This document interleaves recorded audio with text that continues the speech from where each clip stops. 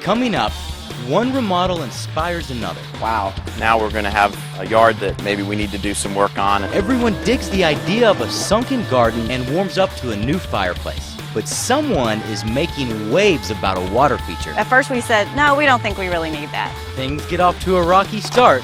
I wasn't excited about coming home to a problem this early in the project, day one. And could signal a flood of problems. Our patio with a little water on it. That hopefully don't sink the sunken garden. I'm Justin Cave and this is Groundbreakers. Just because you have a small yard doesn't mean you can't make a big impact with your landscape. That's exactly what we're going to do on this project. It's going to be a lot of fun and it starts right now. Andy and Beth are in the middle of a remodeling project. They're adding a screen porch to the back of their home, complete with a stacked stone fireplace. And that big chimney got them thinking. I actually was a little concerned that the chimney was going to be sort of sitting out here in the middle of the yard and might be a bit of an eyesore because it would kind of be really big and noticeable.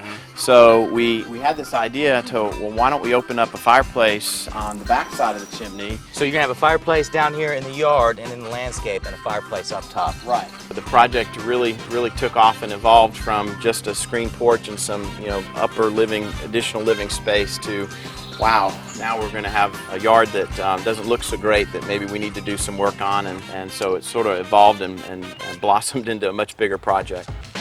Now landscape designer Anthony Faust will try to turn their small yard into one that really rocks. Andy and Beth love stone and they want to incorporate a lot of it in the landscape. How do you aim to do that? Well, we're gonna drop the level. When you come off the driveway, you're gonna actually step down into the backyard. It's going to be a lower lawn area. It's going to have a knee wall, a rock wall all the way around it. And you're going to step down into the garden. And we thought that was a good way to get privacy without putting up a big wall or a big fence. And you like your neighbors, but you'd like a little privacy. And so instead of building up a big wall, we're going to drop it and then Right. incorporate the wall with landscape on top of it. Yeah. Anthony has another way he wants to break up the wall, literally. The plan shows a waterfall that comes through the wall and empties into a small pond just off the fireplace terrace. At first we said, no, we don't think we really need that. I was like, that's something that, I'm getting all this other great stuff. We weren't sure if, it was a budget buster and whether we really wanted to put it in.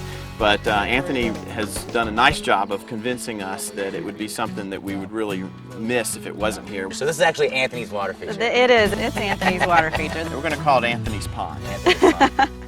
The new sunken garden will contain a fireplace and flagstone patio, a waterfall and pond, stone walls all the way around, and a grand entrance at the driveway. But there's still plenty of yard left over. So you guys, the sunken garden here kind of divides the yard in half.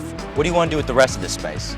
Well, we really didn't have any idea what to do down here. As you can see, it's pretty washed out and can't get much to grow anymore down here. So we kind of turned it over to Anthony and said, tell us what we can do down here that would make this more usable space, a little more attractive than it is now, and a place that we'd like to come out to.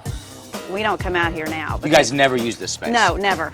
We have never used it. We really don't, and this is, Anthony says this is going to be our favorite part of the yard, which is hard for us to believe. You guys are thinking that's going to be your Right, favorite place in the right. yard. Absolutely. So that's why I'm real excited to see what he does, because there's going to be a lot of plantings out here. Anthony, right now we are here. We've got some old scrubby Bermuda grass, and I'm looking at the plan, and there's no grass at all. There's nothing but buku plants here.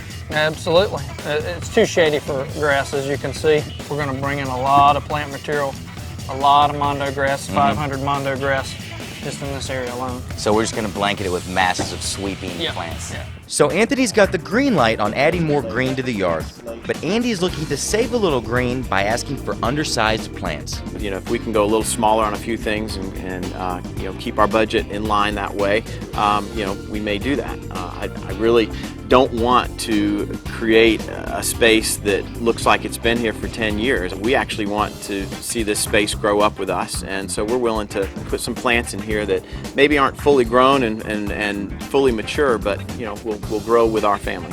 Well, I'm excited. The plan looks really good. We've got a lot of stuff in store here. Let's get this party started. Oh yeah.